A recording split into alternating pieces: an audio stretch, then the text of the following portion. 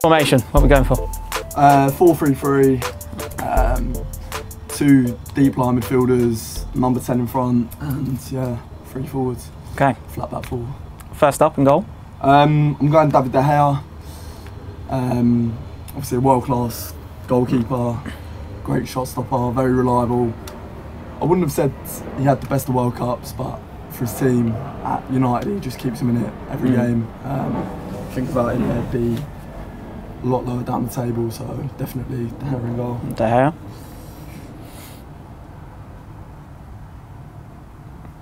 I'll go left back. I'm going Marcelo, technician at left back, unbelievable on the ball, very good going forward, which in my world 11 I need from a full back. So yeah, I think Marcelo's the right fit at left back.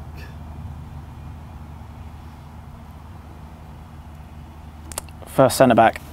It's got to be Ramos. Okay. Best centre back in the world, I think, by far. Not concerned about his discipline at all? Nah, that's what makes him so good. Okay. He's got that dirty side to him, which I think as a centre back you need, and he's a good captain. I think he's obviously got the respect of his players, and yeah, all round I think defensively obviously very solid, and on the ball very confident as well, and yeah, I think he'd be my captain as well, to be fair. Okay, Ramos in that. And to partner him at centre back. And to partner him would be Atletico Madrid centre back Diego Godin. I think he's more of a defensive, like proper out and out defender, so I think defensively like very solid and likes to tackle, aerially very good. Very rarely see him get beat 1v1, and yeah, he's not amazing on the ball, but good enough to play at the top level. Yeah, I think his defensive capabilities make up for it. So Godin, right side as centre back. Right back. Right back's difficult. I'm going Dani Alves. Very similar to Marcelo. Provides so much energy going forward. On the ball, good as well. Very calm. But yeah, I think his sheer athleticism is good for me if I was the manager. 2 very high playing fullbacks, and yeah, I think Alves in his day, he's getting a little bit old now, but very good in his day, and I think was best right back in the world. So Attacking pair at full back. Okay, midfield. Yeah. So my midfield, I'm going to have 2 deep line midfielders in, one in Modric. Obviously I think he won Player of the World Cup, pretty sure. But yeah, Modric is unbelievable. I think he's up there with best midfielders in the world.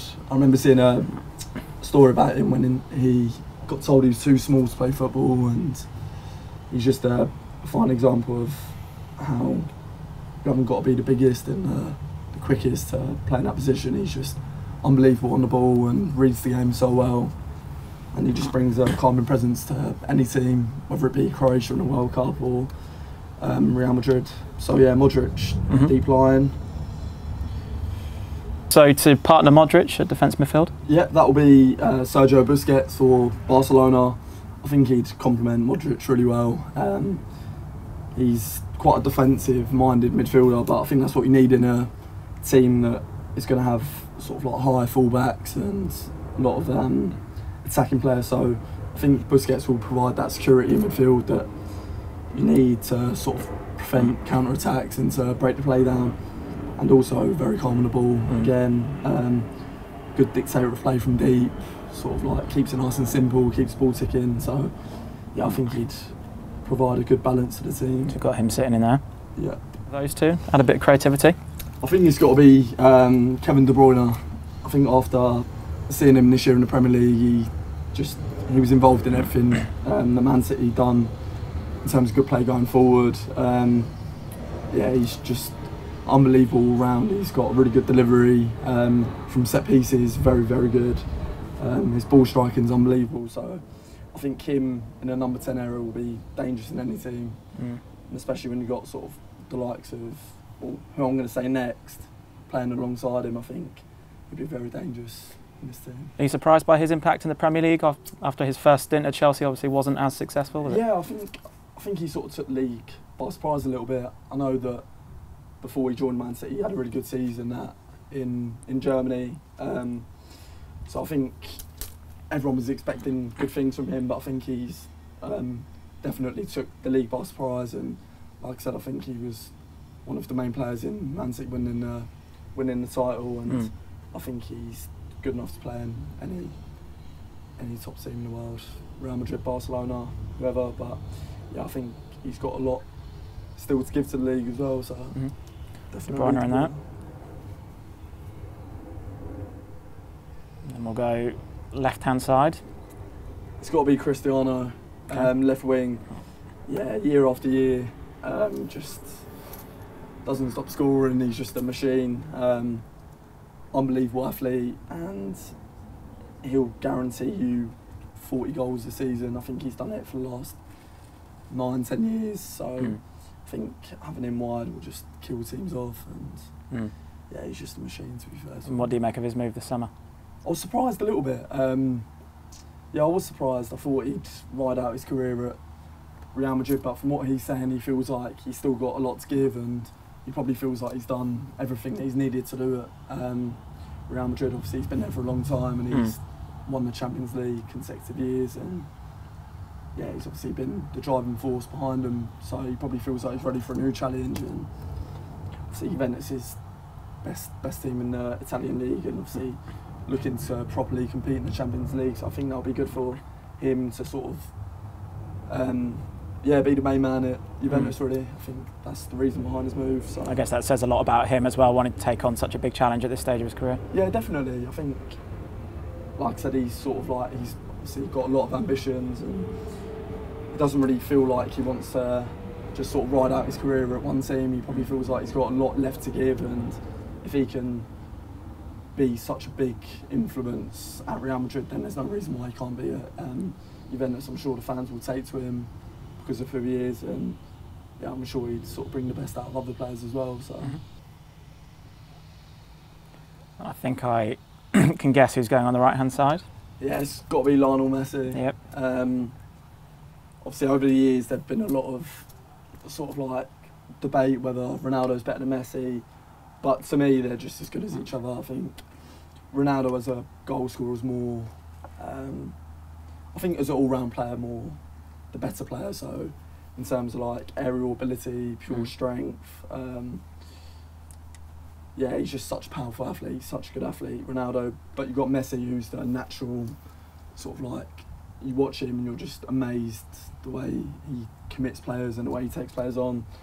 But yeah, I don't think they should be compared because they're obviously clearly the two best players in the world. But I think you've just got to appreciate being able to watch both of them in the same sort of time frame. Which one of the two would you most rather play with?